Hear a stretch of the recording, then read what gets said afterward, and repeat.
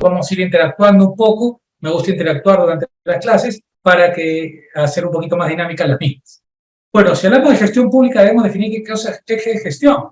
¿Qué es gestión? Gestión viene pues de gestionar, gestión pública, gestionar recursos públicos, la correcta administración de los recursos del Estado.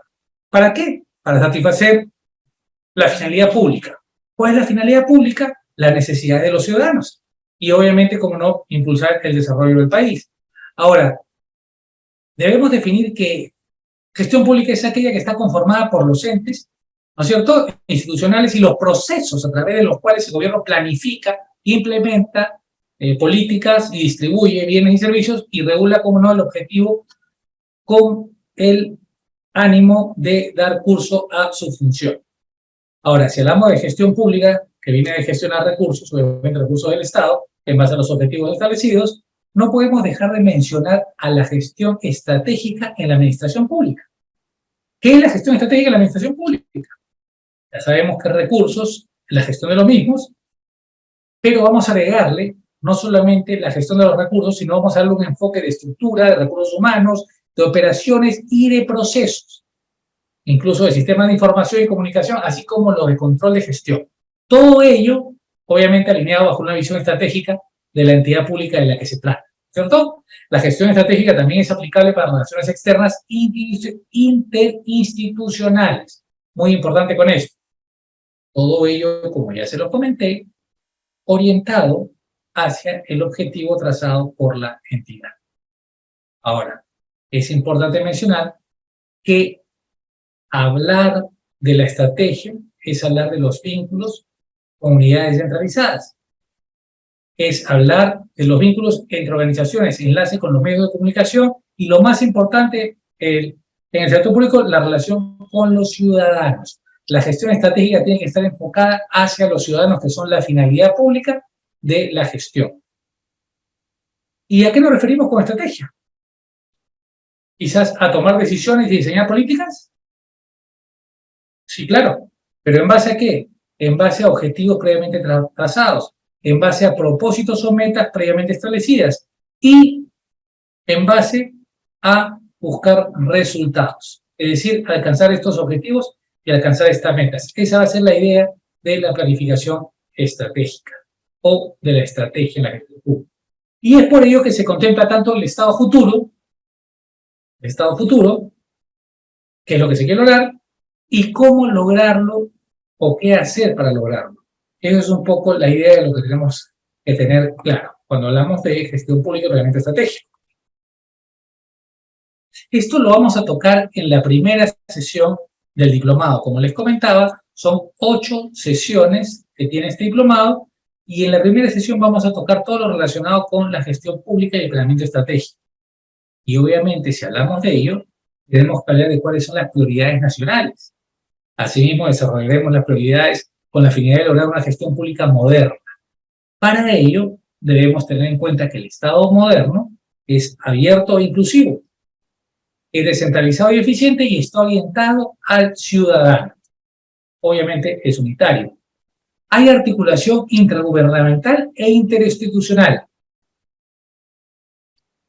Cuando hablamos de cómo vemos el Estado moderno, hacia dónde vamos, qué es lo que esperamos, o dónde ya estamos incluso, hablamos de que estamos en un Estado sostenible.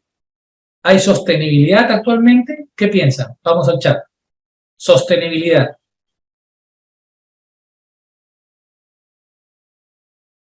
¿Qué piensan sobre la sostenibilidad? ¿De qué trata? A ver, señores, vamos a los comentarios. ¿Qué piensan?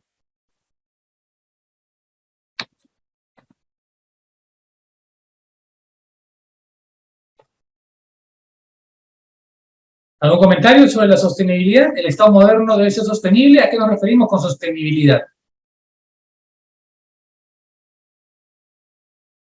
¿Qué opinan? Sí es sostenible el Estado. ¿Y a qué nos referimos con sostenibilidad? Un Estado ecoamigable, equilibrio, muy bien. A ver. Vamos al chat, señores. Al modelo de economía. Proyectos que generen economía. Ajá. Tiene que ser equilibrado el tiempo. Sostenibilidad.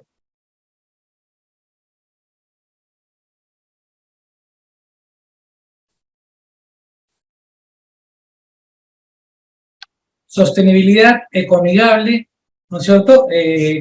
Reducir las emisiones de petróleo, reducir el consumo de las bolsas plásticas, ¿no es cierto? Hacer compras del Estado a empresas que tengan el ISO de medioambiental, a las empresas que cuidan el medio ambiente, a que el Estado sea sostenible en el tiempo, ¿no es cierto? Sostenibilidad. Tiene que haber en el Estado moderno un balance entre flexibilidad y control de la gestión. Flexibilidad y control de la gestión. ¿Piensan que esto, flexibilidad y control de la gestión, van un poco en orillas opuestas, en aceras opuestas? ¿Qué piensan? Flexibilidad, o sea, un Estado flexible, pero a la vez con control de la gestión. O sea, o es flexible o es control. ¿Qué piensan? ¿El Estado debe ser flexible o debe tener control? O ambas. ¿O piensan que están en aceras opuestas ambos conceptos? Vamos, señores, sin miedo, vamos al chat. ¿Qué piensan?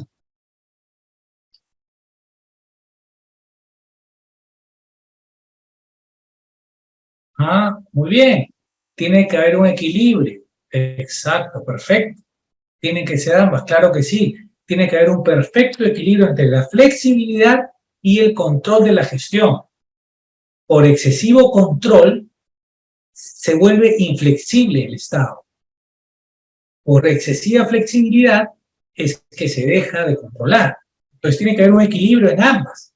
Flexibilidad, pero también control de la gestión.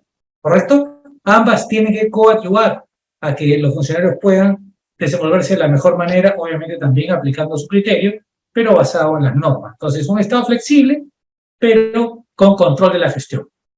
¿Ok? El Estado flexible también control, decir el punto medio y el perfecto. Muy bien, muy bien. Así me gusta que participen. Y obviamente cuando hablamos de Estado moderno, hablamos de un Estado que está orientado al ciudadano, ¿no es cierto? Que tiene cada vez más claro quién es la finalidad de todo esto. ¿Quién es la finalidad de la gestión pública? ¿Quién es la finalidad del planeta estratégico? ¿Para qué lo hacemos? ¿Qué estamos buscando? ¿Qué hay detrás? Y la única finalidad, señores, es la orientación al ciudadano. El ciudadano finalmente es quien se tiene que ver beneficiado con toda la gestión pública y el planeamiento que se tenga que realizar, y decir, con toda la gestión del aparato estatal. Ahora, cuando hablamos de un Estado moderno, hablamos también de transparencia, hablamos de rendición de cuentas y hablamos de ética pública. Ética, señores, ética y valores. Todo esto lo vamos a ir viendo al detalle en la sesión número 1 del diplomado. Y finalmente, cerramos esta parte del Estado moderno precisando que tiene que haber innovación y aprovechamiento de las tecnologías. No puede ser que el Estado, es el que más dinero tiene, y el que tiene que ponerse al servicio del ciudadano, pues no esté adecuado a las tecnologías, o no las aproveche, o no tenga innovación en su gestión. O sea, tenemos que constantemente buscar innovar y aprovechar las tecnologías para poder poner al beneficio del ciudadano los servicios del Estado. Por ejemplo, la vez pasada fue hacer una gestión en un municipio que estaba un poco lejos de Lima, en una provincia cercana, y cuando hice la gestión, le preguntó a unos funcionarios si podía de repente mandarme algo de información por WhatsApp. Y me dijo, sí, claro, ningún problema. Y por WhatsApp me estuvo informando acerca de cómo iba el trámite, y finalmente el trámite concluyó perfecto, y toda la información la estuve a través de WhatsApp, y me sentí súper bien, y me sentí bien no solamente por mí y la gestión, sino por este funcionario. Y porque como este funcionario deben haber más funcionarios que están orientados hacia el ciudadano, que finalmente saben que es el ciudadano el que genera toda la finalidad de la gestión pública. Bueno, Estado moderno. El Estado moderno debe ser inclusivo, ¿no es cierto? ¿Y a qué nos referimos con que debe ser inclusivo? Que se debe garantizar los derechos y la igualdad de oportunidades para todos los ciudadanos. Debe ser abierto, es decir, todos los ciudadanos pueden tener acceso a él, debe haber transparencia, accesibilidad, se debe fomentar la participación y la integridad pública que rinde cuentas de su desempeño. Y todo esto de manera pública y abierta para que cualquier ciudadano pueda verlo. Recordemos que el Estado es unitario y descentralizado. ¿Con esto qué quiero decir? Que va a satisfacer las necesidades de la población, obviamente de manera integral, y de conocer la heterogeneidad de las mismas. Heterogeneidad de la población. ¿Qué piensan acerca de la heterogeneidad de la población? ¿Qué significará esto? ¿Les suena familiar?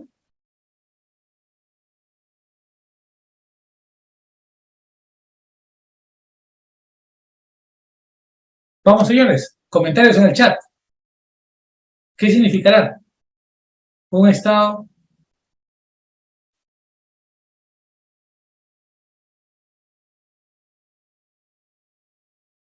Muy bien, Oscar.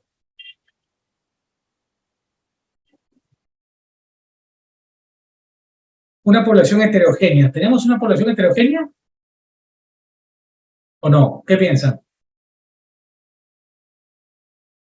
¿Sí? ¿Por qué? ¿Por qué hay una población heterogénea? Muy bien, Jaime. Muy buen comentario.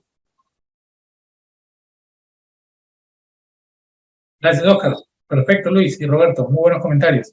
Ahora, ¿qué piensan? ¿Qué piensa Jack? Pablo, ¿qué significará heterogénea? Una población heterogénea en el Perú, que, que tiene que ser atendida, obviamente, comprendida. Condición social, ¿qué más? A ver, estamos un poco cerca, vamos. País multilingüe, ajá, ya, ¿qué más? ¿Qué más quiero opinar? Una población heterogénea, quiere decir que no todos son iguales, que hay gente de la costa, de la sierra, de la selva, con diferentes necesidades, con diferentes realidades, que hay gente que todavía no tiene internet, y obviamente el Estado moderno pues, es un Estado electrónico, es un Estado que tiene mesas partes virtuales, que pueden hacer trámites virtuales, que ya no se necesita la presencialidad. ¿Podrán los pobladores y nuestros conciudadanos que están en lugares alejados gozar de este Estado moderno? Divergencia étnico-cultural, claro que sí. Biodiversidad, claro. Población heterogénea porque sus necesidades son acordes de acuerdo a su propia zona geográfica. Exactamente, muy bien. Diversidad de condiciones sociales, económicas, claro. Perfecto, lo tenemos claro, ¿no es cierto? Entonces el Estado es unitario y descentralizado. Unitario y descentralizado. Porque va a satisfacer las necesidades de la población de manera integral, adecuándose a la heterogeneidad de las mismas. Ahora, ¿qué significa esto? Significa que vamos a tener mesas de partes virtuales en muchas entidades, pero ojo con esto, vamos a tener también la mesa de partes física, ¿no? No todos tienen internet, no todos tienen computadora. Entonces, nos debemos a todos. Y el Estado está orientado al ciudadano, el Estado está orientado al ciudadano, ¿no es cierto? La gestión pública en la que los funcionarios públicos calificados y motivados, gente que estudia los días viernes, gente que estudia los días jueves, gente que estudia cerca de los feriados, increíble, ¿no es cierto? ¿Por qué? Porque quieren ser funcionarios públicos calificados y motivados y se preocupan por entender y corresponder a las necesidades de los ciudadanos. Y cómo no, para poder hacerlo tengo que estar calificado, tengo que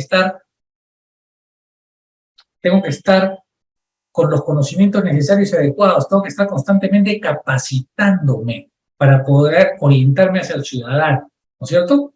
Porque el Estado es eficiente. ¿Qué significa esto? Que hace uso racional de los recursos, que busca proveer lo que los ciudadanos necesitan al menor costo posible, con estándares de calidad adecuados y con las necesidades óptimas, ¿no es cierto? Y en cantidades óptimas también que maximicen el bienestar social. Debe ser el Estado eficiente. Cuando hablamos de eficiencia, hablamos ya de compra del Estado, ¿no es cierto? Hablamos de maximizar los recursos y comprar a menor costo, pero con mayor calidad. ¿Se puede comprar a menor costo y con mayor calidad? ¿Alguien quiere comentar al respecto? ¿No es esto ambivalente? ¿No estamos nuevamente en dos aceras opuestas? Es cierto, Adri, es cierto con lo de tecnificar la agricultura, que se está avanzando en eso. Tenemos varios programas al respecto a agricultura, pero obviamente se han descuidado bastante por los programas políticos, ¿no? ¿Qué piensan de lo que les acabo de comentar?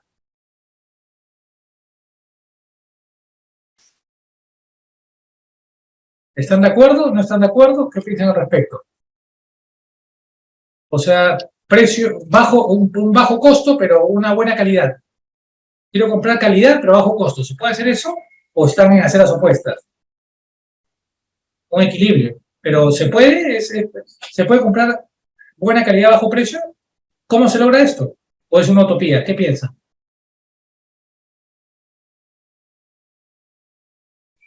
O yo no voy a comprar nada si soy gestor público, yo soy logístico, no voy a comprar nada porque todo está caro, pues, y encima la calidad es mala. Entonces, como no quiero que la Contraloría me caiga encima, entonces no compro nada. O sí podré comprar con calidad y bajo precio, a bajo costo. ¿Qué piensas? ¿Se puede o no se puede?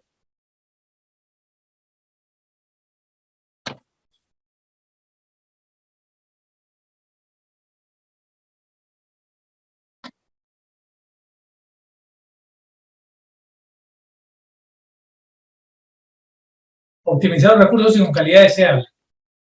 Tendría que comprar, ajá, muy bien, Jack. Comprar por volumen, por ejemplo, ¿cierto? Si compro por volumen, puedo lograr bajar el precio y estoy manteniendo la calidad. Si se puede con la oferta y la demanda, claro, claro, muy bien, muy bien. Incluso para comprar en volumen, vamos a ver más adelante que las entidades pueden coordinar entre ellas para que una se encargue de llevarle a cabo la compra, hacerle todo el proceso de selección. Y eso, obviamente, buscar eficiencia, ¿no es cierto? Eso, buscar eficiencia. El Estado moderno es eficiente, orientado al ciudadano, inclusivo, abierto, unitario y descentralizado. Dentro de la gestión pública y el planeamiento estratégico, que lo vamos a tocar en la sesión número 1 de este diplomado que tiene 8 sesiones, como les comentaba, vamos a hablar acerca de las funciones básicas del Estado. Y cuando hablamos de funciones básicas del Estado, hablamos de una función ejecutiva, de una función legislativa y una función judicial. Y la más importante de todas, una función administrativa que va a ser transversal a las anteriores. En este diplomado trataremos las funciones con el Estado con la finalidad de identificar cuáles son las actividades a cargo de cada una de ellas. Por ejemplo, si hablamos de la función judicial, hablamos de que vela por el cumplimiento de las leyes por parte de los ciudadanos y las instituciones. Dentro de la función legislativa tenemos que ser el órgano encargado de aprobar las leyes y controlar las funciones de gobierno. Y dentro de la función ejecutiva o gubernativa para muchos autores, se va a ocupar de aplicar las leyes y la administración del Estado. Ahora, mi pregunta es, ¿habrá función administrativa dentro del Poder Judicial? ¿Qué piensan? Vamos al chat. Función administrativa en el Poder Judicial, ¿se realizará?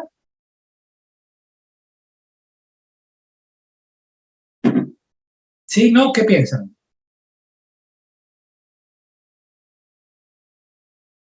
Uy, los veo poco participativos el día de hoy, ¿verdad?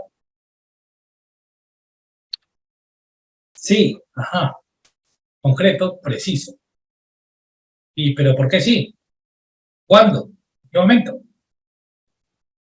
¿Cómo podría yo decir que efectivamente acá puedo visualizar o identificar que hay función administrativa? Pero sí que toda entidad tiene que tener una administrativa. Muy bien, Pablo. Muy bien, Oscar, Jaime. Perfecto. ¿Qué piensan? ¿Por qué es que hay función administrativa? ¿O en qué caso podrían ustedes identificar? Ajá, acá el Poder Judicial está realizando función administrativa. Quizás en la contratación del personal, quizás en una sanción administrativa, quizás en las compras que tenga que hacer el Poder Judicial para cumplir sus objetivos y fines. ¿Qué piensan? ¿Están de acuerdo o no? Vamos, señores, sí se puede. Está de acuerdo, Jack. Ok, pues Jack habla por todos. Muy bien, Jack, así es, efectivamente.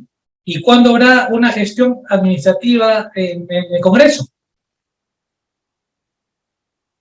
Muy bien, Lucy. Muy bien, Ronnie. ¿Qué piensan? ¿Qué piensan, Jack, Lucy, Ronnie? ¿Qué piensan? Jaime, Blanca, Roberto. ¿Habrá función administrativa? Poder Judicial tiene una prueba de función administrativa por poder cumplir sus objetivos que son administrar justicia. En la parte administrativa, claro. Ajá. No, no es así, Oscar. No es así. La estructura orgánica lo define. En todas las entidades tiene que cumplir una parte administrativa. Claro, la función administrativa, ¿no es cierto? La función administrativa, los procedimientos administrativos que hay en todas las entidades del Estado. Compras, manejo personal, ¿no es cierto? Procedimientos disciplinarios y todo lo que tenga que ver con la función administrativa. Bueno, también veremos y desarrollaremos paso a paso el proceso de planeamiento estratégico. Cuando hablamos de planeamiento estratégico, tenemos que hablar de que primero tenemos que tener un conocimiento de la realidad. a cómo vivimos, cuál es nuestra realidad actual, una imagen del territorio actual.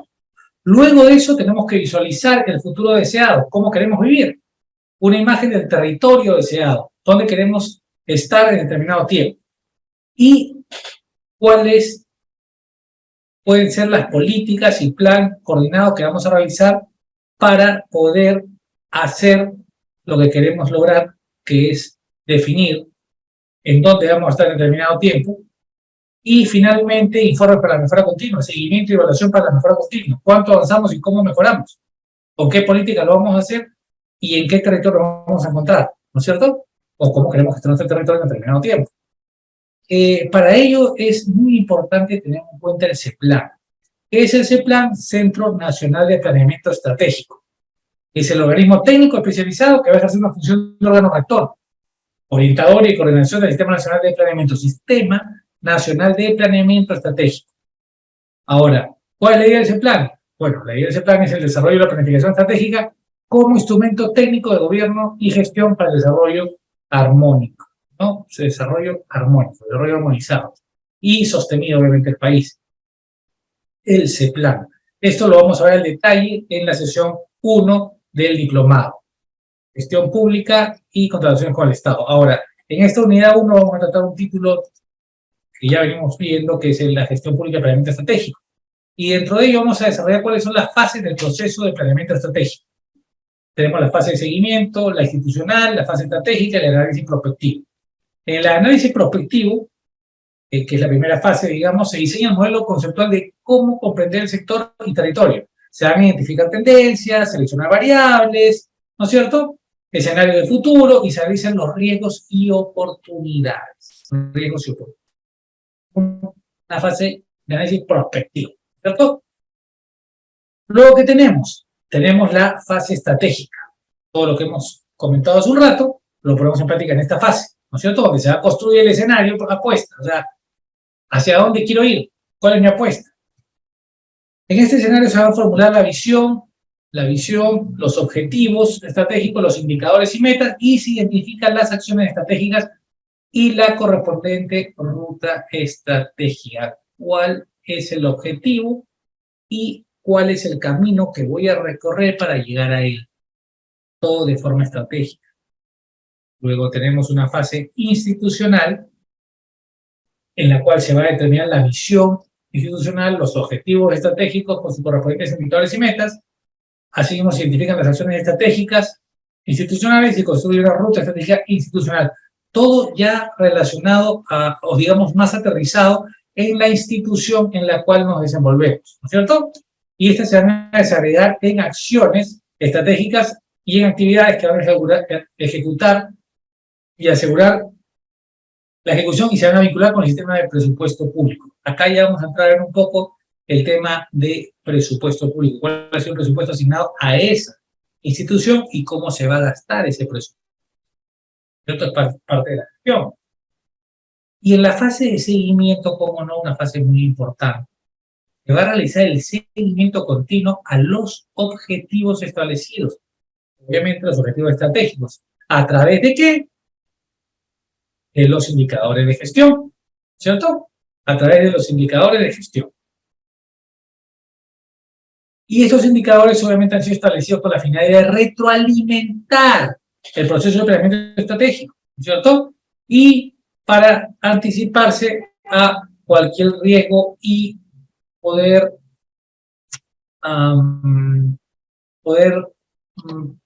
identificar oportunidades. Muy importante. La fase de seguimiento. Ahora, dentro del análisis prospectivo vamos a tener se va a tener que desarrollar una construcción de escenarios futuros, diversos, ¿no es cierto? Un diagnóstico de variables estratégicas.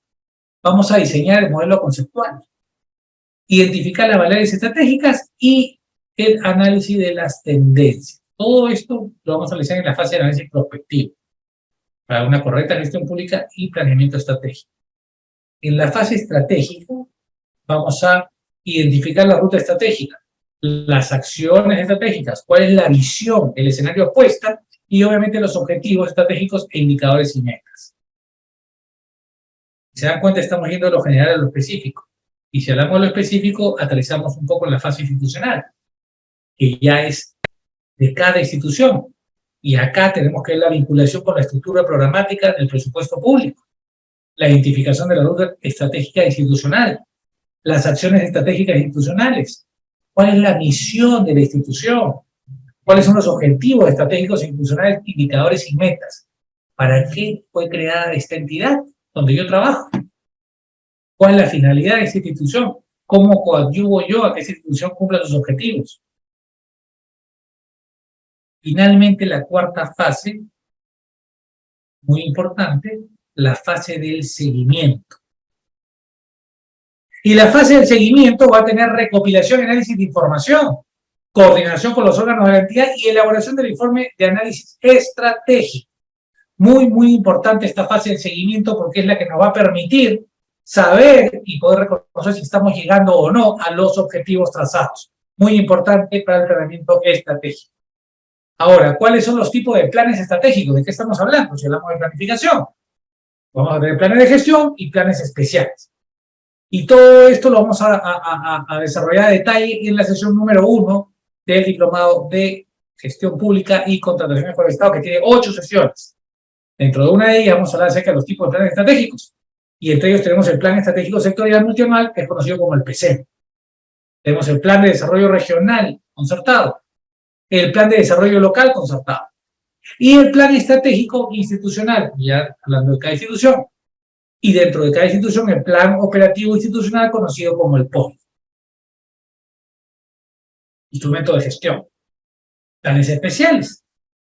Entre estos planes especiales tenemos el Plan Especial Territorial, el PET, el Plan Especial Multisectorial, el PEM, y el Plan Especial de otros organismos públicos, por ejemplo, del Poder Judicial, de las universidades públicas, de los organismos constitucionalmente autónomos, por el Poder Legislativo, ¿no es cierto? Plan Especial, que es conocido como el PEM.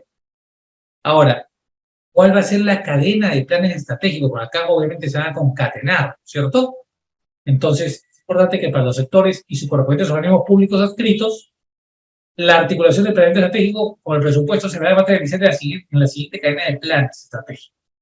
Cuando hablamos de un sector, hablamos que el ministerio lidera el sector, pero el ministerio a su vez está dentro del sector, ¿cierto? El ministerio lidera el sector, todo el sector, pero el ministerio pertenece al sector. Por ejemplo, hablamos del sector salud. ¿Quiénes conforman el sector salud? ¿Qué piensan? Vamos al chat. Sector salud. ¿Quiénes podríamos identificar como actores dentro del sector salud? ¿Qué piensan? Vamos al chat.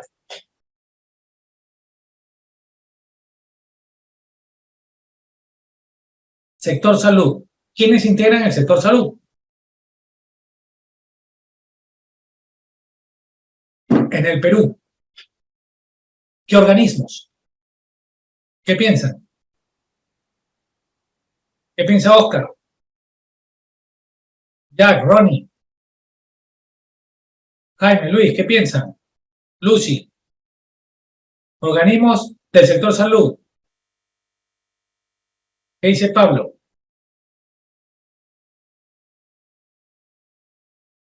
A ver, Blanca, Roberto, ¿qué comentan?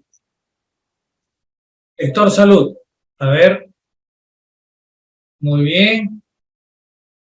Ministerio de Salud, Dirección Regional de Salud, la salud, hospitales, el MINSA, Dirección Regional de Salud, Ministerio de Salud. ¿El salud estará dentro del sector salud? ¿Qué piensan?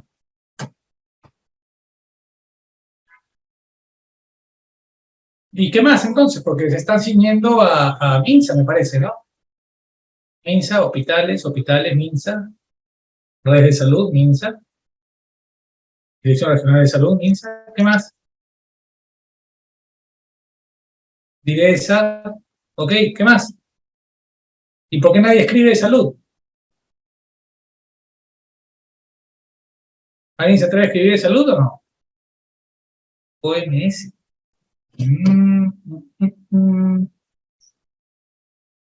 Ajá, bueno, Jaime, de salud con diferentes condiciones.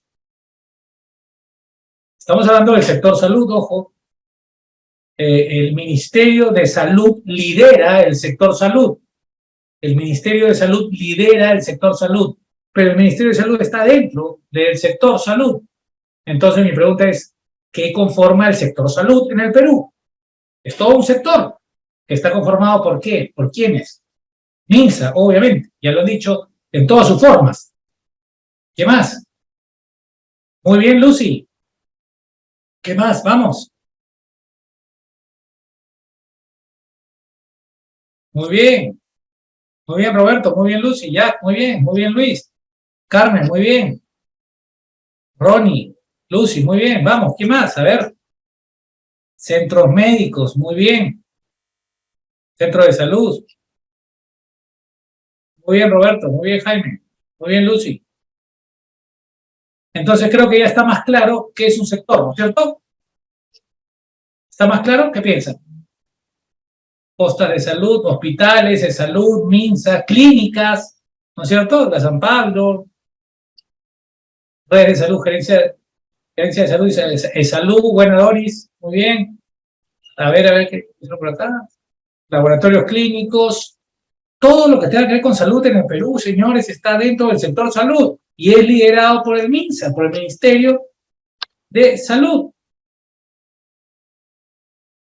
Las postas médicas, las clínicas, los hospitales de salud del MINSA, los hospitales del CIS también, los hospitales de la Solidaridad, creo que se llamaban antes, ahora tienen otro nombre, me parece, los hospitales policlínicos, clínicas privadas, centros médicos, todo eso está dentro del sector salud.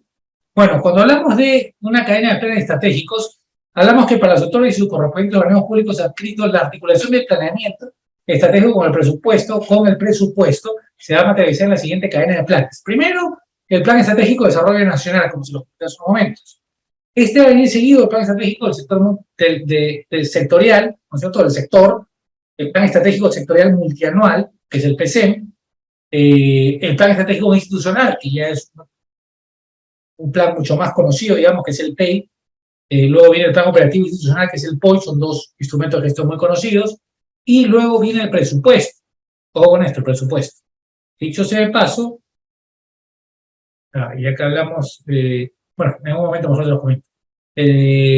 Dentro de la cadena de planes estratégicos, no olvidar que los gobiernos regionales, los gobiernos locales y sus correspondientes organismos públicos adscritos van a tener que ver con la articulación del planeamiento estratégico con el presupuesto y se materializa en la siguiente cadena de plan estratégico.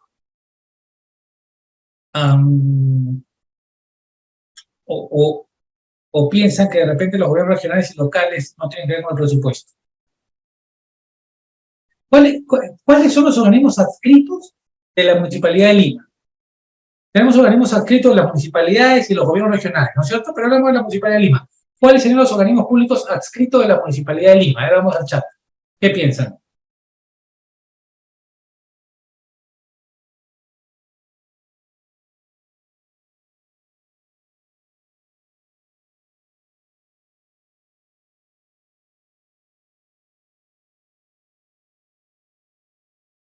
Sí, Roberto, el salud es parte del sector salud. ¿Qué piensan acerca de los organismos públicos adscritos? Y digamos, en específico la pregunta es, ¿cuáles serían los organismos públicos adscritos a la Municipalidad de Lima? A ver, organismos públicos adscritos de la Municipalidad de Lima, ¿cuáles serían?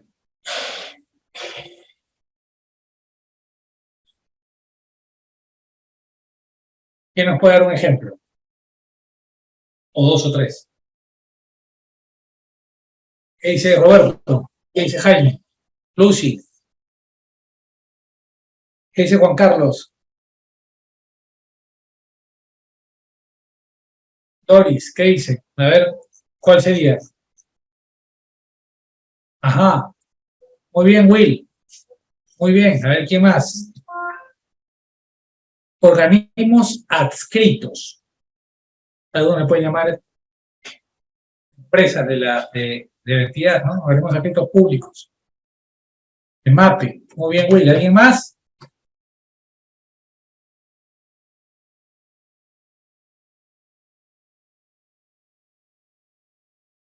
¿Solo en MAPE? En MAPE, Tineo, muy bien. ¿Alguien más? La OSI, Oficina de Control Institucional, está dentro de la entidad, ¿no es cierto? Y corresponde a la Contraloría General de la República. En MAPE dice Tineo. En mi Lima, Pablo, muy bien, Pablo, muy bien, Tineo. ¿Quién más?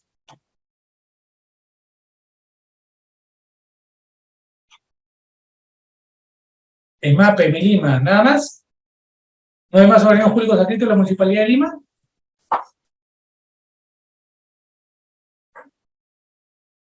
Muy bien, Lucy, pero de la Municipalidad de Lima. Muy bien, Pablo. Llevas dos. No, Pablo lleva tres. Bueno, dos.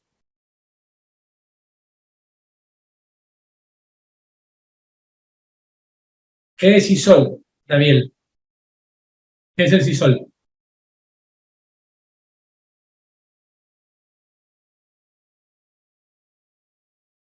A ver, EMSA, Emilima, EMAPE, CERPAR, organismos adscritos a la Municipalidad de Lima. ¿Ok? Bueno, bueno. ¿Qué más tenemos acá? Tenemos la cadena de planes que nos llevan finalmente al presupuesto, ¿no es cierto? ¿Cuáles son los niveles de los objetivos estratégicos? Dentro de los niveles de objetivos estratégicos, hablando de gestión pública, planeamiento estratégico, y todo esto lo vamos a ver en la primera sesión del diplomado de gestión pública y contratación con el Estado, tenemos que hablar de tres niveles, ¿no es cierto? Dentro del nivel 1 vamos a tener los objetivos nacionales y los objetivos nacionales específicos, nivel 1.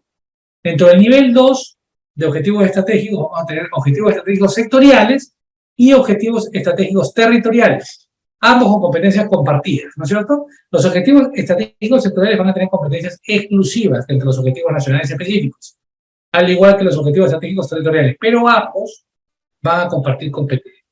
Y finalmente decanta en el nivel 3, que es objetivos estratégicos institucionales, ¿no es cierto? Ya caído en terreno, digamos, hablamos de los objetivos de cada institución. Ahora, cuando hablamos de planificación estratégica operativa, debemos mencionar que va a permitir el propósito de la misión y realizar el compromiso de la misión a través de la ejecución de una estrategia, que es la que hemos comentado hace un rato. Y se debe tener en cuenta el marco macroeconómico multianual conocido como el PEM, que es el documento más relevante que el Perú tiene en materia económica. ¿Por qué? Porque este documento va a contener las proyecciones macroeconómicas y los supuestos en lo que éstas se basan para un periodo de 4 años, ¿no es cierto? Y que comprende el año para el cual se está elaborando mientras se desarrolla y el presupuesto del sector público de ese año y de los 3 años siguientes. Todo ello se tiene en cuenta en este marco macroeconómico multianual que es de 4 años y que lo realiza el Ministerio de Economía y Finanzas, ¿no es cierto? Ya que es el responsable de su publicación y elaboración. Ahora, el acuerdo nacional. ¿Tendrá que ver el acuerdo nacional con planeamiento estratégico? ¿Qué piensan? Planeamiento estratégico, el acuerdo nacional, ¿qué piensan?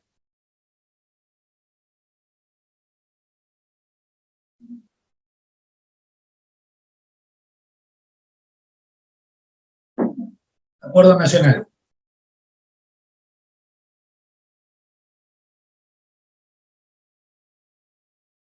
Dentro del acuerdo nacional, debo mencionar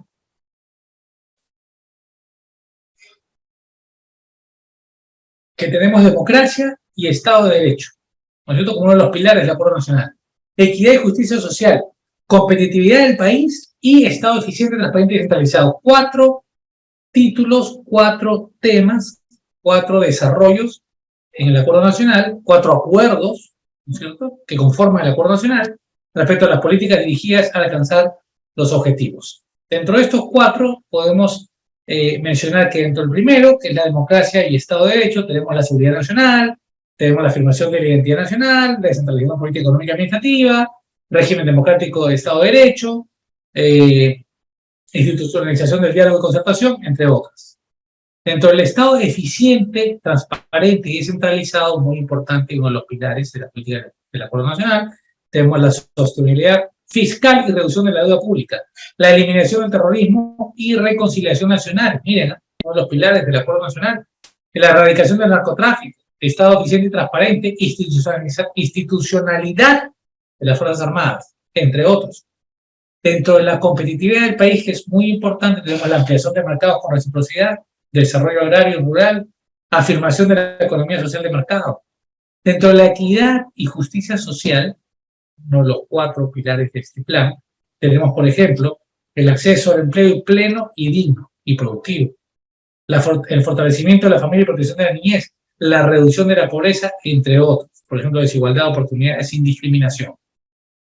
Muy, muy importante. Ahora bien, dentro de las 8 sesiones de este diplomado, vamos a tener, recordemos que estamos hablando de los puntos que vamos a tratar al detalle en el diplomado de gestión pública y contrataciones con el Estado.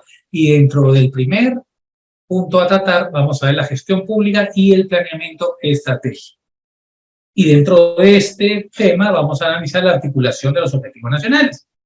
Los planes estratégicos se articulan a través de sus objetivos estratégicos y sus correspondientes indicadores y metas, como ya los comenté anteriormente. Y en el caso de las competencias compartidas, las metas se establecen de manera coordinada entre el órgano rector y las entidades de la administración pública que comparten responsabilidad para el cumplimiento del objetivo estratégico. El sector con todas las entidades públicas, ¿no es cierto? Ahora, vamos a entrar a ver el presupuesto público. Ya en la sesión 2 de estas 8 sesiones del diplomado, vamos a analizar todo lo que es el sector público. Y dicho sea de paso, hablamos del presupuesto público. Si hablamos del presupuesto público, acá, el 6 de julio, 6 de diciembre, perdón si no me equivoco, sí, el 6 de diciembre efectivamente se aprobó la ley de presupuesto del sector público para el año fiscal 2023, que es la 31638.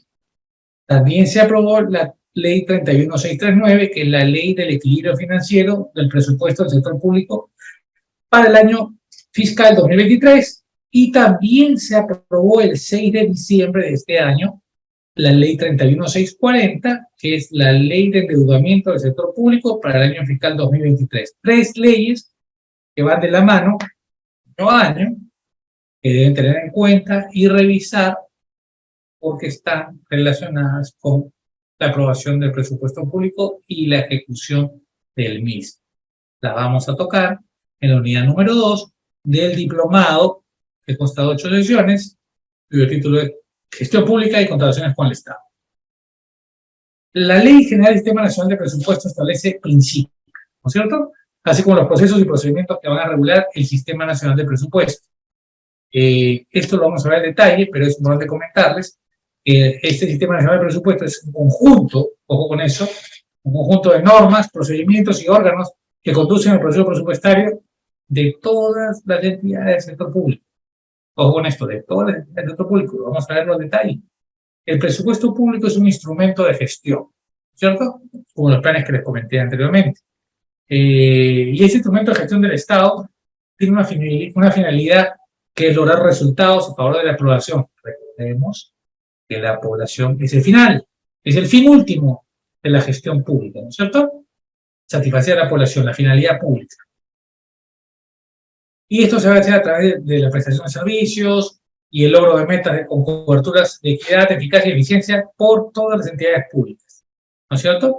Dentro de este presupuesto público se van a establecer los límites de gasto, se va a establecer cada una de las entidades del sector público va a tener que establecer cuáles van a ser sus ingresos que van a afianzar los gastos, acorde con la disponibilidad de fondos públicos y con la finalidad de mantener un equilibrio fiscal, ¿no es cierto? Lo que gasto versus lo que tengo, un equilibrio fiscal, presupuesto público. Dentro de este presupuesto público, y lo vamos a ver en la unidad número 2, tenemos que hablar de los principios del Sistema Nacional de Presupuesto.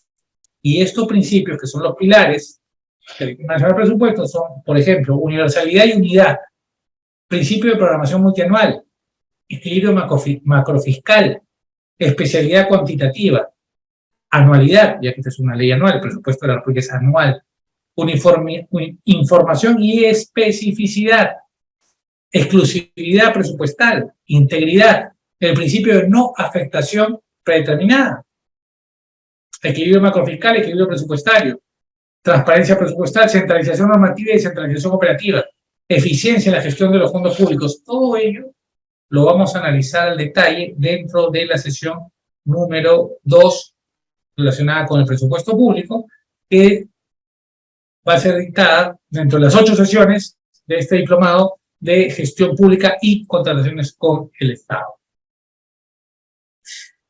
Cuando hablamos del presupuesto público, tenemos que hablar del clasificador de las fuentes de financiamiento. ¿Cómo se clasifican las fuentes de financiamiento? Por ejemplo, tenemos recursos ordinarios, recursos directamente recaudados.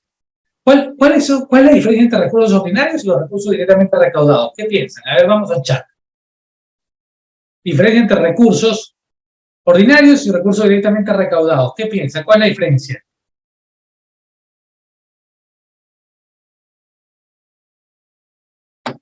¿Qué dice segundo? A ver, ¿qué dice Roberto?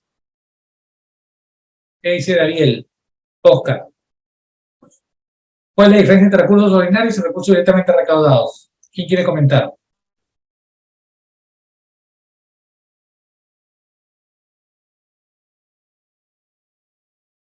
Ajá, muy bien. Muy bien, Lucy. ¿Qué más?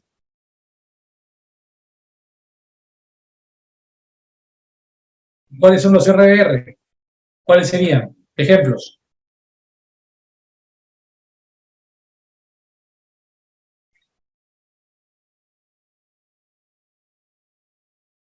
Muy bien. A las 8:30, segundo. A las 8:30 coordinas todo eso.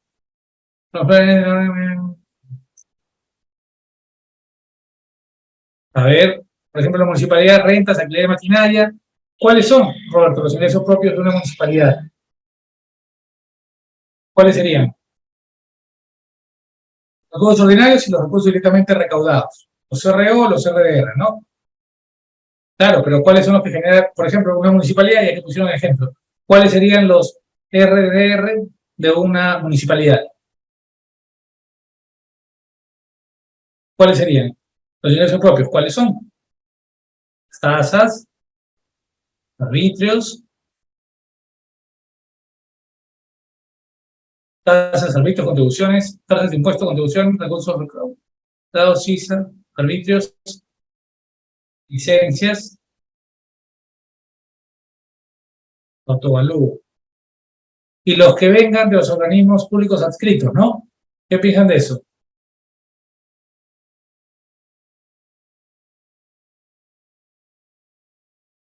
Emisión de partidas, licencias, claro. Y los que vengan de los organismos públicos adscritos, ¿no? Claro que sí, ok, lo tenemos claro entonces. Entonces también, aparte de los recursos ordinarios y los recursos directamente recaudados, los RO y los RDR, tenemos los RO o de crédito fiscal, los recursos de operaciones oficiales de crédito y las donaciones y transferencias. Así también los recursos determinados, que van a ser las contribuciones de fondos, fondos de cooperación municipal, impuestos municipales, carne y sobrecarne. También las regalías, la renta de aduana y participación de una entidad. Estos van a ser los clasificadores de fuente de financiamiento. De dónde sale la plata para el presupuesto, ¿no es cierto? Categoría presupuestaria, que es un criterio de clasificación del gasto presupuestal. Y las categorías presupuestarias como parte de la estructura programática son acciones centrales, programa presupuestal, asignaciones presupuestarias que no resultan en productos. Muy, muy importante, las categorías presupuestarias. Recordemos que el proceso presupuestario es un proceso continuo y se va a entrelazar el que está llevándose este año con el que viene el siguiente, porque bueno, el 2023, ni bien empieza el 2023, ya se está trabajando en el presupuesto para el 2024. Entonces, cada año se va a entrelazar el presupuesto de ese año con el del año siguiente, ¿no es cierto? Porque cuando se está ejecutando un presupuesto, se está formulando el año siguiente. Ahora, en la unidad número 3, vamos a ver ya la ley de contratación del Estado, porque claro, si hablamos del presupuesto, ¿para qué es el presupuesto? Y el presupuesto va a ser para que las instituciones puedan cumplir sus fines, objetivos y finalidades, y para ello fines, objetivos y finalidades, ¿no? Para que puedan cumplir sus fines y objetivos, para que alcancen sus metas. Y hemos definido que la finalidad pública es el ciudadano, ¿no es cierto? Ahora, para poder alcanzar metas y objetivos, la entidad va a tener que comprar bienes, comprar servicios y comprar obras. Entonces, en la unidad 3 de estas 8 unidades, en la sesión 3 de este diplomado de 8 sesiones, vamos a ver todo lo relacionado con la ley de contrataciones con el Estado.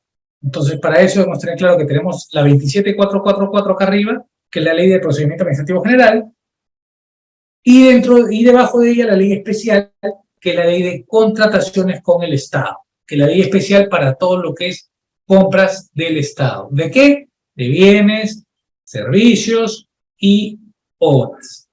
Todo ello se va aquí a través de la ley de contrataciones con el Estado y su reglamento. Y la finalidad es establecer normas orientadas a maximizar el valor de los recursos, ¿cierto? ¿Qué recursos? Los que se invierten, obviamente, para promover la actuación bajo el enfoque de gestión por resultados. Contratación de bienes, servicios y obras.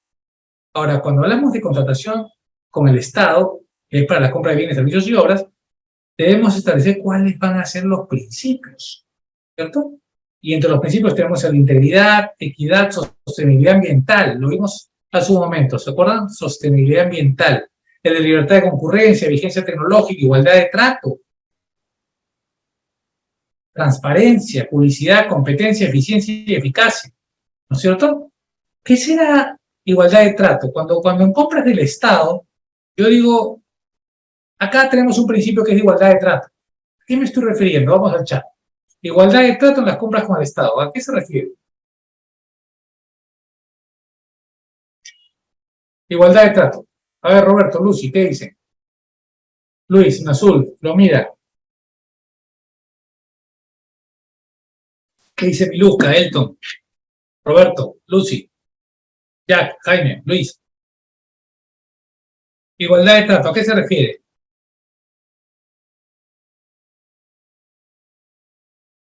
El principio igualdad de trato, ¿a qué se refiere en compras con el Estado? Es un principio, ojo.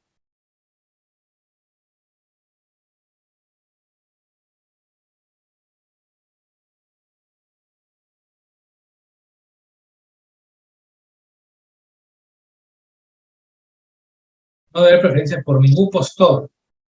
Tienen que valorar todas las propuestas por igual, ¿cierto? Mirarlas todas con la misma óptica.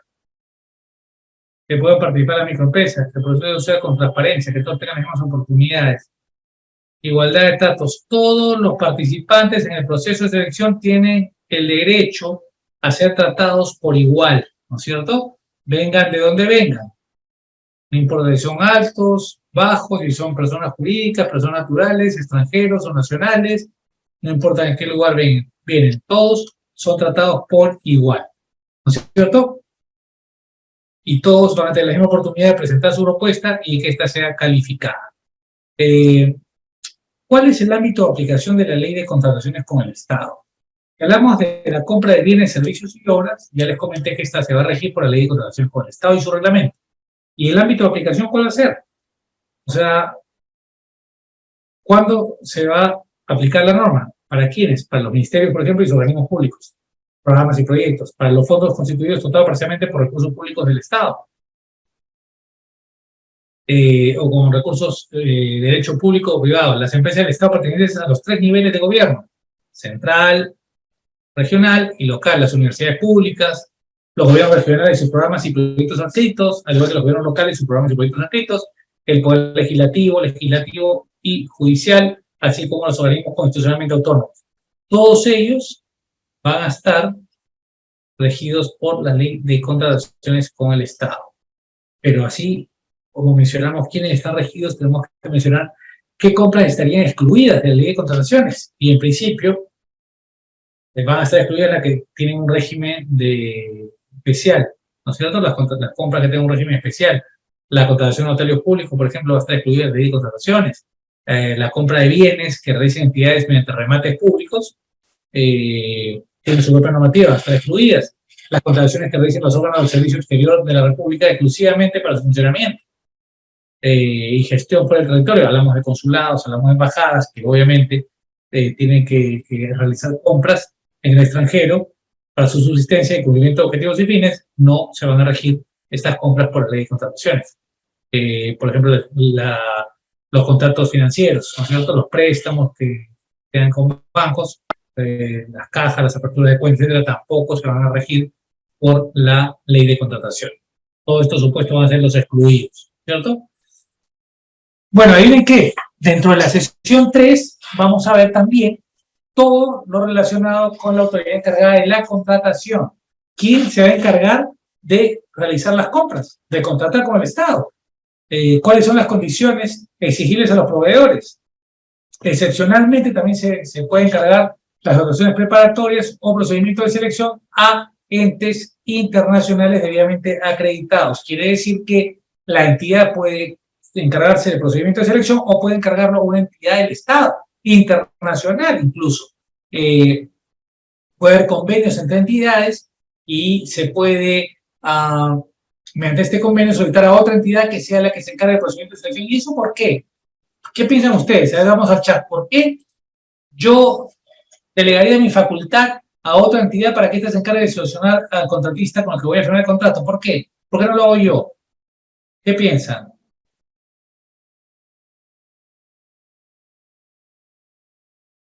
Entidad encargada de la contratación. Es la misma entidad, pero esta a su vez puede, mediante un convenio, ¿no es cierto?, con otra entidad puede encargarle las actuaciones preparatorias del procedimiento de selección, es decir, la selección del puesto con el que va a contratar. Y también puede hacer lo mismo con una entidad internacional. La pregunta es ¿por qué? ¿Por qué no lo hace la propia entidad? ¿Por qué tendría que hacer un convenio? ¿Qué piensa? ¿Se hace o no se hace? ¿De repente esto es letra muerta? ¿O sí? ¿O es muy usual? ¿O no es muy usual? ¿Y por qué se haría? ¿Qué piensan? Obviamente lo vamos a ver en detalle en la sesión 3, pero ahora, ¿qué piensan de eso? Vamos a dar una mirada. ¿Sí, no? Ausencia de especialistas en materia de contratación. Ajá. ¿Qué más?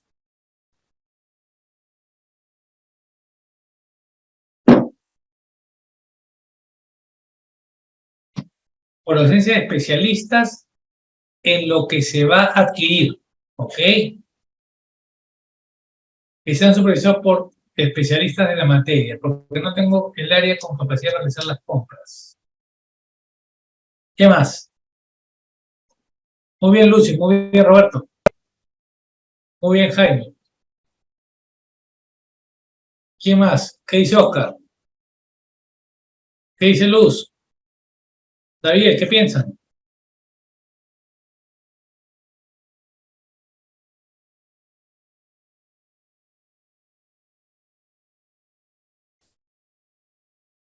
Todos los proveedores con el Estado van a tener que cumplir primero con o pasar la valla de los impedimentos, es decir, no está impedido para contratar con el Estado. Hay participación en consorcio, que es cuando se juntan dos o más personas naturales o jurídicas con la finalidad de hacer sinergias y para poder contratar con el Estado. Por ejemplo, se juntan dos pymes o tres pymes o dos empresas o tres empresas para llegar a cumplir con el objetivo de la contratación. Van a formar un proceso, primero una promesa formal de consorcio en el momento postular y si ganan la buena pro, ya están obligados a firmar un contrato de consorcio. ¿Cierto? Contrato, finalmente. Se va a calificar a todos los postores para ver si cumplen o no y vamos a buscar una protección y promoción de la competencia con la idea de contrataciones.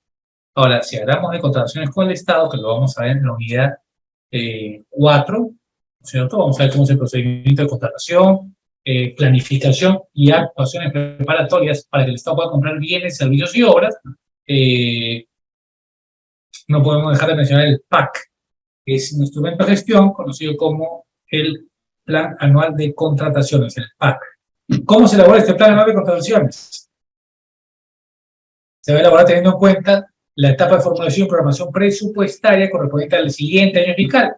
Cada entidad debe programar en el cuadro de necesidades los requerimientos de bienes, servicios y obras necesarios para el cumplimiento, ojo, de todos los objetivos y metas, ¿no es cierto?, necesarios para el cumplimiento de todos los objetivos y actividades para dicho año. Esto lo vimos en los planes hace un rato, ¿recuerdan? Y todos ellos deben encontrarse vinculados al plan operativo institucional, que es el POI, con la finalidad de que se pueda elaborar el plan anual de contrataciones que va a contener todo lo que cada entidad va a adquirir durante ese ejercicio, ¿no es cierto? El plan anual de contrataciones se aprueba y debe prever todas las contrataciones de bienes, servicios y obras, ¿no es cierto?, que van a ser cubiertas con el presupuesto institucional de apertura. Presupuesto institucional de apertura.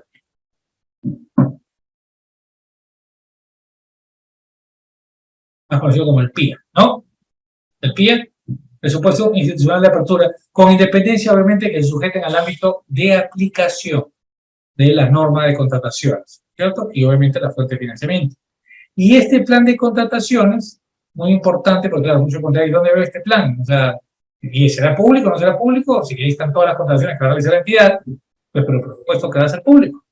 Y va a ser público y se va a publicar en el SEACE y se va a publicar en la web institucional de la entidad. En el SEACE, dicho de paso, acá lo voy a escribir, www.seace.gov.pe. En esta página web pueden ver todas las compras que realiza el Estado. Todas las compras que realiza el Estado las pueden revisar en www.seace.gov.pe. Sistema electrónico de adquisiciones y contrataciones del Estado, donde se pueden verificar todas las compras que realizan las diversas instituciones. Y si quieren entrar al mundo de la contratación con el Estado, no pueden dejar de revisar la página web de COSE.gov.pe.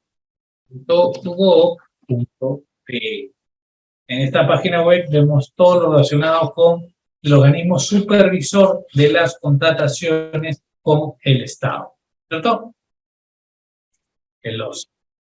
Ahora, las características y posibilidades de modificación antes de convocar. Es importante tener en cuenta que el área usuaria va a requerir los bienes, los servicios u obras a contratar. El área usuaria de cada entidad y va a ser la responsable de formular las especificaciones técnicas, términos de referencia, los expedientes técnicos, teniendo en cuenta si hablamos de bienes, servicios u obras, ¿cierto? Porque es la que requiere algo. Entonces, si yo requiero algo, pues me convierto en área usuaria, ¿no es cierto? Y tengo que elaborar pues lo que quiero, detallar lo que quiero, ¿no es cierto? Y eso se va a conocer como el requerimiento. El requerimiento. El requerimiento va a ser la solicitud formulada para contratar un bien, un servicio o una obra que satisfaga obviamente las necesidades de la entidad, ¿no es cierto? La formulación del requerimiento da inicio al proceso de contratación y va a determinar, yo diría que en una gran medida, va a determinar en gran medida el éxito de la contratación. Un requerimiento mal hecho, señores, olvídense, es una pérdida de tiempo tremenda. Les comento, la vez pasada fui árbitro para resolver una controversia entre una entidad y un contratista, donde la entidad había efectuado mal el requerimiento y había solicitado un producto que no existía en el mercado. O sea, es decir, a Eugenio se le ocurrió poner una característica más en el requerimiento, una característica más de la que existía en el mercado, digamos, dentro de las especificaciones técnicas de lo que quería comprar. Obviamente, cuando el contratista lee el título, dice, bueno, claro, tengo esto, sí lo puedo vender, pero no ve el detalle de las características del producto. Pero claro, como es un producto conocido, vio posiblemente el nombre y dijo, yo sí tengo y postuló. Así como él postularon 4 más. Entonces, gana el proceso de selección, gana la buena pro y el aumento que va a entregar en el almacén dice, señor, no le puedo recibir este bien porque no cumple las características de las bases integradas. Revisa bien las características. ¿En serio? Y una ampliación de plazo, niega la ampliación de plazo, obviamente la ampliación de plazo era para que empiece a buscar si ese producto existía o no, ya que él no podía creer que había una característica diferente. Entonces, conclusión, el producto no existía en el mercado. Ahora, ¿cómo acreditan ustedes que un producto no existe en el mercado? Buena pregunta, a ver, vamos al chat. ¿Cómo acreditar que un producto no existe en el mercado? ¿Qué piensan? ¿Se puede acreditar que un producto no existe en el mercado? ¿Cómo lo harían?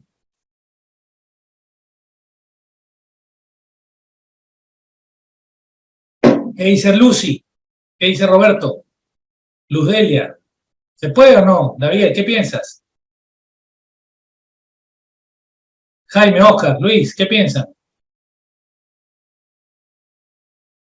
Luz, de Biel, Jack.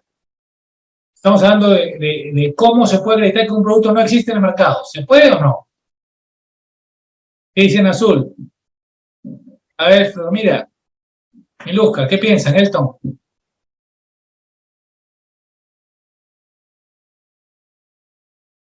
¿Qué dice Saúl? A ver, quizás Pablo quiere comentarnos o Ronnie. Vamos, segundo, ¿qué piensas? ¿O alguien más quizás? ¿Cómo acredito que un producto no existe en el mercado? A ver.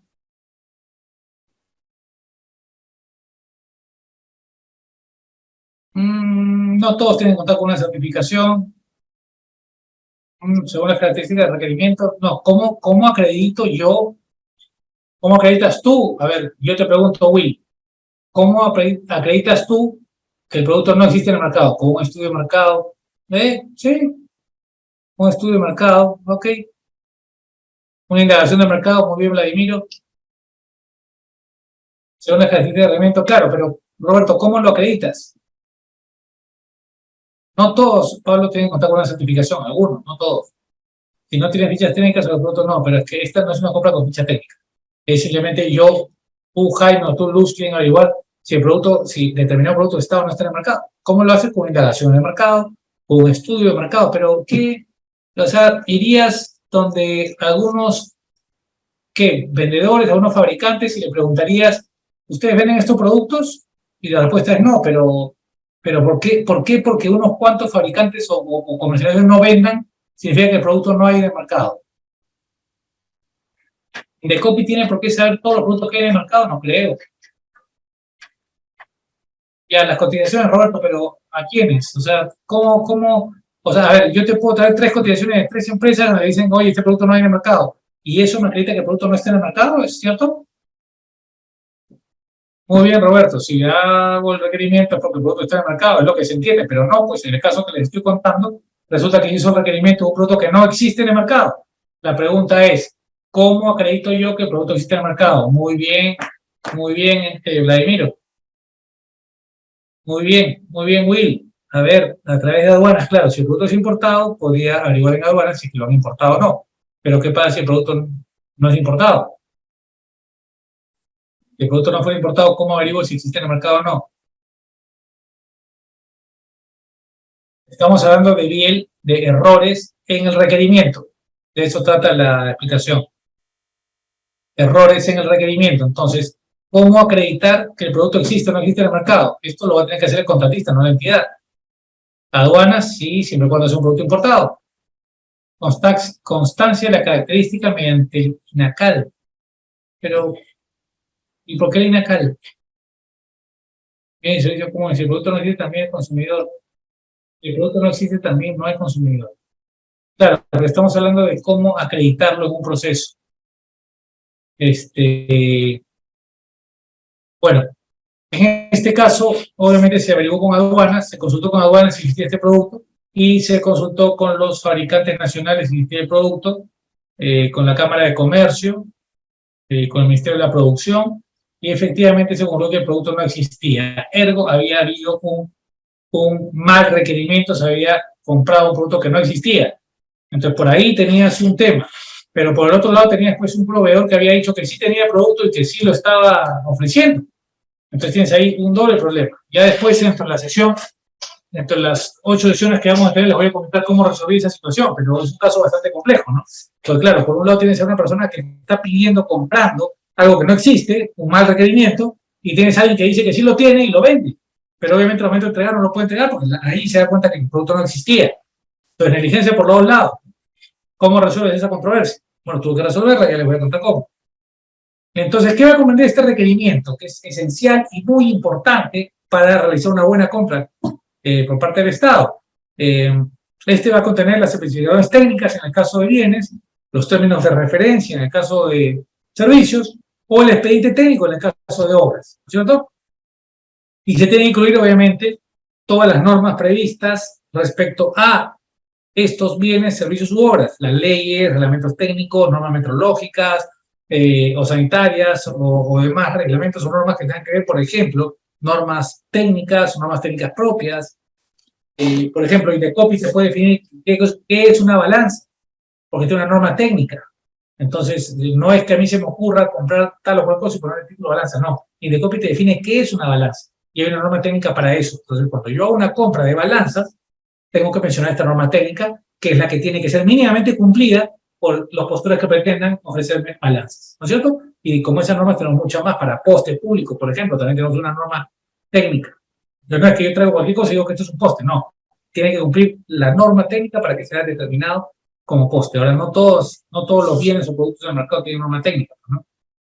El requerimiento, muy importante. El requerimiento. Vamos a ver a detalle cómo sería el proceso de contratación.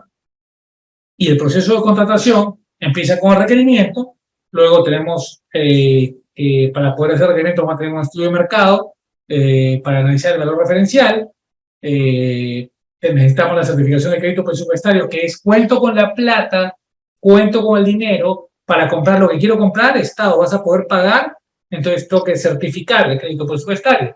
La prohibición de fraccionamiento vamos a analizarla también, que es no puedo dividir la compra para evadir un proceso de selección más grande que tiene más ojos encima, sino que este fraccionamiento está prohibido, tengo que hacer una sola compra de todo lo que necesito en un solo proceso. Vamos a ver los detalles, un tema importante, la prohibición de fraccionamiento. ¿Cuál es el sistema de contratación que voy a utilizar? La modalidad de ejecución ya en mano, por ejemplo, contrataciones por paquete, vamos a ver lo que son fórmulas de reajuste, la relación de ítems, lotes o tramos, requisitos para convocar y el contenido del expediente de contratación donde se va a manejar el proceso de contratación desde el principio hasta la finalización del mismo, y si hay un arbitraje va a estar ahí, sí va a estar ahí. Y si hay una conciliación va a estar ahí, sí va a estar ahí. Y si hay una apelación de la buena prueba va a estar ahí, sí va a estar ahí. En este expediente de contratación vamos a tener la vía y milagro de toda esa compra. Entonces, cuando yo quiero auditar, cuando yo quiero revisar, voy a pedir el expediente de contratación donde tiene que estar todo lo relacionado con esa compra, ¿cierto? Dentro de la sesión número 5 de este diplomado de 8 sesiones vamos a traer las actuaciones preparatorias, los órganos a cargo del procedimiento de selección y todos los documentos del procedimiento de selección. Vamos a conocer, por ejemplo, los órganos a cargo del procedimiento son el comité de selección y el órgano encargado de las contrataciones, o conocido como la OEC. La OEC es el órgano encargado de las contrataciones y el comité de selección. Vamos a hablar al detalle de cada uno de estos. Y para poder llevar a cabo el procedimiento de selección después de requerimiento necesitamos las bases que van a ser las reglas del proceso. Y estas bases van a tener requisitos también. Y los requisitos son, por ejemplo, que la oferta tiene que ser, se va a tener que establecer cuál es la moneda en que se expresa la oferta económica, normalmente es en soles. ¿Cuál es el sistema de contratación? La denominación del objeto de la contratación, el valor referencial, las fórmulas de reajuste, la modalidad de ejecución contractual, las especificaciones técnicas, términos de referencia, o el expediente técnico, ficha de homologación. Todo ello va a formar parte de las bases integradas y se va a tener que detallar en el proceso de selección para que los postores puedan saber cuáles son las reglas del proceso. Los métodos de contratación los vamos a ver en la unidad 6 y vamos a analizar los tipos de procedimientos de selección que tenemos: contratación directa, subasta inversa electrónica, que es una subasta al revés, es decir, no es quien da más como una subasta tradicional, sino quien ofrece menos, quien ofrece un menor valor para sus bienes, o subasta inversa. A ver, ¿quién da menos? Y ahora, ¿quién da menos? Y hay pujas y la gente va bajando hasta que lleguen al precio mínimo en que pueden vender el bien, ¿no? Subasta inversa, antes era física, ahora solamente es virtual. Entonces, subasta inversa electrónica. Hay otro procedimiento de selección, otro tipo de procedimiento de selección, que es el de comparación de precios, la licitación pública y el concurso público, que es los procesos per se, digamos, los más conocidos, la adjudicación simplificada, que también es muy utilizada, selección de consultores individuales. Todo esto lo vamos a ver en detalle en la sesión número 6. Vamos a tratar los métodos de contratación. Por ejemplo, en el procedimiento de selección. Vamos a ver el detalle dentro del diplomado. ¿Qué pasa cuando hay un rechazo de ofertas? ¿Qué es una declaración de desierto? La distribución, notificación y consentimiento de la buena pro. ¿Cuándo queda esta consentida? Obviamente, vamos a ver las disposiciones generales de ese procedimiento de selección, como la convocatoria, el registro de participantes, el cómputo de los plazos, porque todo el procedimiento de selección tiene plazos reclusivos. Y si estos plazos no se cumplen, pues se viola el debido procedimiento y se anula el proceso de selección. Bueno, no se anula en el momento, pero se puede anular después de otorgar la buena pro, ¿no es cierto? Se puede retrotraer el procedimiento de selección, entonces hay que tener mucho cuidado con el cómputo de los plazos. La subsanación de las ofertas, ¿se pueden subsanar las ofertas? ¿En qué caso podría subsanarlo? Vamos a ver casuística al detalle en esta sesión número 6. Y el acceso a la información, claro. Una vez me decía un alumno, doctor, y si yo quiero apelar, ¿cómo hago para apelar? ¿Cómo reviso la propuesta de la otra parte que ganó la buena pro? Obviamente ahora podemos revisar las propuestas de todos los postulantes porque es público. Pero al ser público puedo pedir su propuesta y revisarla, ¿cierto? Las etapas de procedimiento de selección, como ya se las comenté, vamos a revisarlas en detalle. Y en la unidad 8 vamos a ver cómo se realiza la suscripción de contrato. La suscripción de contrato, básicamente, una vez otorgada la buena pro, el postulador ganador, luego de haber calificado su propuesta. Primero la propuesta tiene que ser admitida, y luego de ser admitida es calificada. Y si tiene el máximo puntaje, pues gana la buena pro. Y una vez otorgada la buena pro, tanto la entidad como el ganador de la buena pro están obligadas a formalizar una relación contractual. ¿Qué quiere decir esto? Nada más y nada menos que a suscribir un contrato. La entidad de contratista van a suscribir el contrato. La entidad va a descender y se va a poner a la altura del contratista, va a dejar su jus imperio y va a pasar al jus gestioning, ¿no es cierto? Y entre el jus gestioning va a estar a la altura del contratista para que con igual razón y derecho, con igual obligaciones y derechos van a suscribir un contrato que obligue a ambos, ¿no es cierto? Hay que tener presente que se perfecciona la solución con un documento. O sea, el contrato va a tener que ser físico y va a tener que existir. Ya en poco tiempo vamos a llegar a contratos electrónicos. Aunque ya algunas entidades están dando, ¿no? Pero el contrato va a estar en el documento que lo contiene. Ahora, para perfeccionar el contrato tenemos requisitos. Y estos requisitos hay plazos para presentarlos. Por ejemplo, ¿cuáles son los requisitos? Garantías, la garantía de fiel cumplimiento, si un adelanto, la garantía de adelanto, ¿no? Una garantía de materiales, hay que presentar el contrato de consorcio, es el caso, el código de cuenta interbancario, CCI, el documento que acredite que cuenta con facultades para perfeccionar el contrato cuando corresponda, y los documentos que acrediten el requisito de calificación, porque obviamente no solamente tiene requisitos de admisibilidad de propuestas, sino también de calificación de propuestas. Entonces se tiene que cumplir con ambos requisitos. Si no se cumplen los requisitos de admisibilidad, la propuesta puede ser rechazada. Adicionales y reducciones. Vamos a analizar también los adicionales y reducciones, ya que todo postulante a un proceso de selección, es decir, toda persona natural o jurídica que quiera postular un proceso de selección y ganar la buena pro y firmar un contrato tiene que tener claro que la entidad puede pedirle el 25% más, de lo contratado. Es decir, si tú quedaste en entregar 100 bienes, la entidad puede pedirte, y estás obligado a entregar, 25 bienes más, o sea, 25% más. Y esto es muy importante que lo sepan porque los que no tienen claro este tema y postulan la procedimiento de selección, pues resulta que terminan sancionados, porque no contemplaron ese 25% y la entidad te lo pide y tú tienes que entregarlo dentro del plazo al que te has obligado. Entonces, si tú importaste solo 100 productos y te piden 25% más, la entidad no te da el plazo para que importes. Simplemente te da a resolver el contrato. Entonces, cuando tú importes, tienes que importar 125 bienes. y con el riesgo de que te compren esos 25 o no. Entonces vas a tener que tenerlo en cuenta para el momento de tu precio, para el momento de tu oferta. ¿Okay? Muy importante. Pero adicionalmente a este 25% más, la entidad también te puede pedir 25% menos. O sea, te puede decir, señor contratista, necesito que ya no me entregue 25% de lo que yo he ganado, de lo que usted ha ganado, perdón. Ya no quiero el 100%, quiero solamente el 75%. Y la pregunta es, el contratista obviamente se queda fastidiado, malhumorado, desilusionado, y dice, oiga, pero yo he importado esto para usted, ¿a quién más se lo voy a vender? Entonces el contratista tiene que tener claro que la entidad podría reducir el 25% de lo adquirido de manera legal, porque la ley lo faculta para ello. Entonces tengo que tener en cuenta esto de mi precio, que me puede pedir 25% más o 25% menos. Correcto, muy importante. Adicionales y reducciones. Ahora, en cuanto al contrato, vamos a conocer cuándo y cómo se debe realizar la suscripción de contrato, porque hay plazos.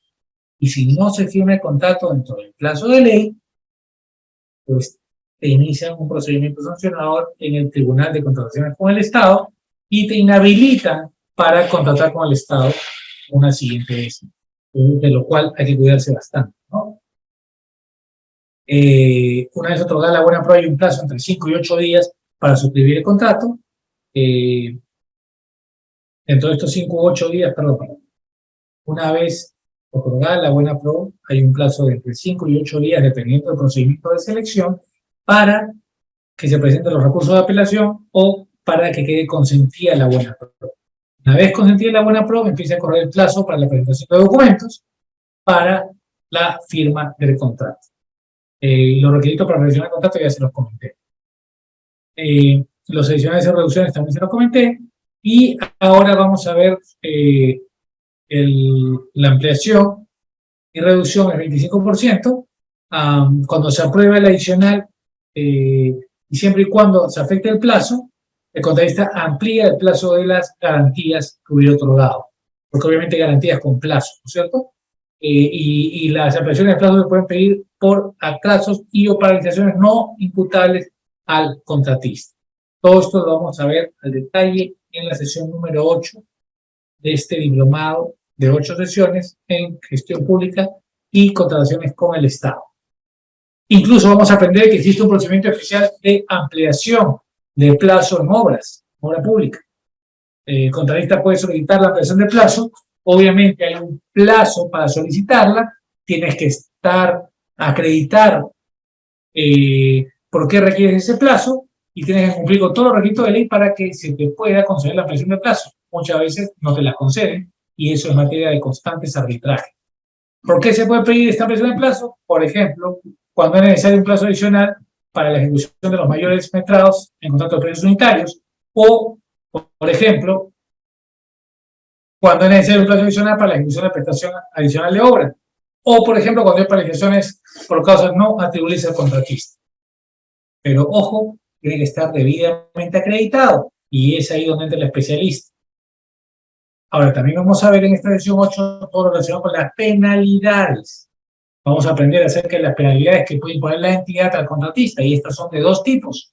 Tenemos penalidad por mora en la ejecución de la prestación, es decir, el contratista demora en ejecutar la prestación y se le va a aplicar una penalidad diaria. Si esta penalidad alcanza el 10% del valor del contrato, la entidad está facultada a resolver el contrato.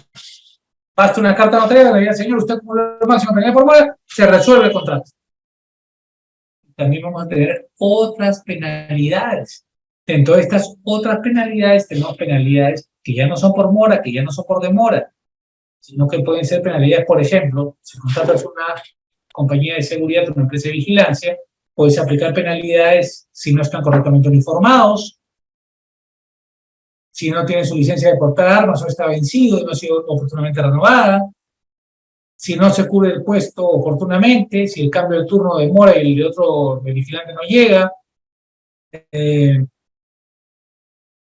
y por varios motivos adicionales puedo penalizar al contratista. Ahora, obviamente, estas penalidades tienen que haber sido claramente establecidas dentro de las bases y tienen que tener tipificada la penalidad, tipificada la sanción. O sea, ¿qué sanción me pones por esta penalidad? ¿No es cierto? ¿Y cuál es el procedimiento para aplicar la penalidad? Entonces tenemos dos tipos de penalidades.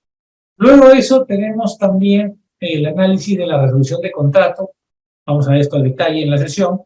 Vamos a conocer que la entidad puede resolver el contrato, por ejemplo, ante incumplimiento del contratista. Por ejemplo, si el contratista incumple justificadamente obligaciones contractuales, legales o reglamentarias a su cargo, la entidad lo requerirá para que las cumpla, le dará un plazo para ello, y si no lo hace, pues la entidad puede resolverle el contrato.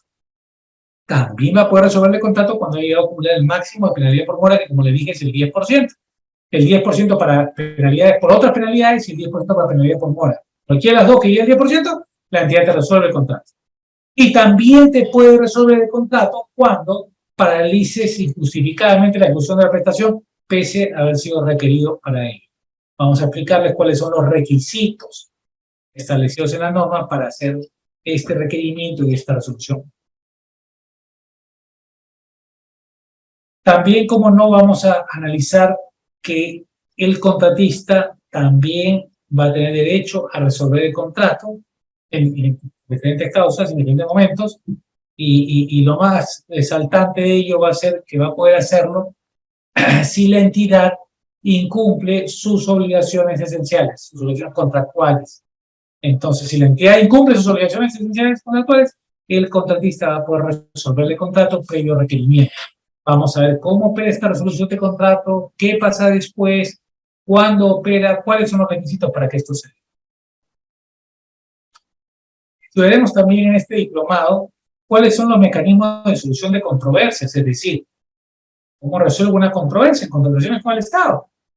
Y ahora les adelanto que las controversias se resuelven mediante conciliación, mediante arbitraje, o en el caso de obras, y por determinados montos, mediante la Junta de Resolución de Disputas. En el caso de conciliación, pues es bastante conocido, ¿no? Una solicitud de conciliación, un centro de conciliación autorizado.